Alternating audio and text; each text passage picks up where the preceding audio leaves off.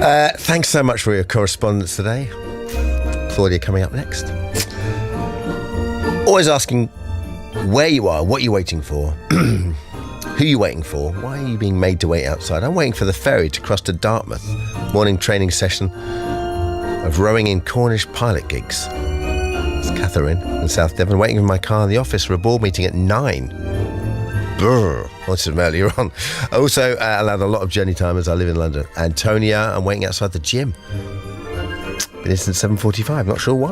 Lewis in Weybridge, thank you. My mother, Patricia, just opened her eyes having a cataract removed yesterday. The first thing she could read was Dermot O'Leary on the TV. That is the definition of anticlimactic. I'd be disappointed if I read that, and I'm me. Her vision is back. Please thank Sean Matthews, the NHS nurse, for caring so brilliantly for Patricia, of course. Jo Senner, I love as well. Give a shout out to my mad daughter Maya on her way home to Bristol from Belfast. She's just finished her first semester at Queen's, survived freshers and thinks she's coming home to some comfort. Of course she is. I'm sat in an airport with that familiar sense of expectation. I've missed her a little bit. Looking forward to a big hug, and she's missed the dog. Thanks. Live the show. Well, I live the show. And a lot of love going Owen Teal's way as well, especially from the White family in Lower Bedding and Liv in Derby. Thanks so much for listening today. Thanks to George Ezra and Owen Teal. Final show of the year next week with Stephen Fry and Professor Brian Cox. Claudia's up next, and this is BBC Radio 2 on the Sound Type, your smart speaker, 88 to 91 FM. Have yourselves a very good Saturday. BBC News at 10 o'clock. This is Andrew Peach. The England manager Gareth Southgate says his team are ready to fight for a place in the last four of the Men's Football World Cup. The Three Lions take on the reigning champions France this evening in the quarter-finals of the tournament in Qatar. The former England defender Rio Ferdinand says Southgate's team have a chance. I think they've got to respect France because of the players that they've got, the experience that they've got, the fact that they've won the World Cup before. There's players in that team that have done that, but I wouldn't say there's anything to fear. The British Beer and Pub Association has said it believes the England game can deliver a £26 million boost to the sector. Clive Watson is the founder of the City Pub Group, which runs around 50 pubs, mainly across England. He told the BBC the tournament has been fantastic for business. It's a very much needed boost to our revenue. I think it really helps the atmosphere, and it just, when England win, it's just such a great feeling for everyone, and it's you're hugging anyone, regardless of whether you know them or not, every time England score a goal. A well-known US journalist has died in Qatar, where he was covering the World Cup.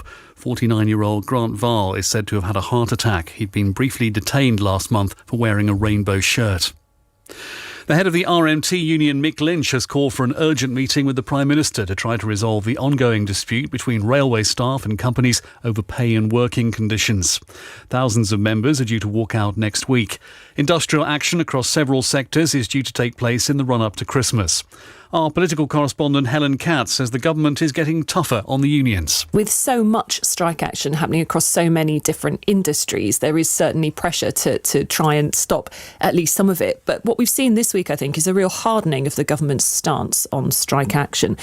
In effect, they've got a sort of three-pronged strategy, even though, as I said, this is lots of different industries, different disputes, so it's quite hard to sort of fish out one strategy on its own. But they do seem to have this sort of three-pronged approach of saying no to inflation matching or inflation busting pay rises, toughening up strike laws, or certainly threatening to toughen them up, and setting in place contingency plans to deal with strike actions. Hundreds of thousands of opposition supporters have taken to the streets in the capital of Bangladesh, Dhaka. They're demanding the resignation of the government, which they blame for the country's economic problems.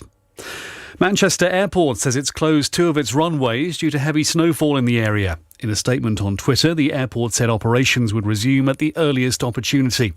Temperatures are said to drop as low as -10 Celsius in some parts of the UK this weekend. The Met Office has issued a forecast for snow and ice for Scotland, Wales, the southeast of England and the east of Northern Ireland. So the forecast this afternoon bright for many of us, with those wintry showers in Scotland, western and central areas. That's it, Claudia. BBC News at 3 minutes past 10. On the BBC Sounds app, on your smart speaker and on 88 to 91 FM. Hello. Thank you very much, Andrew. And of course, thank you to Dermot.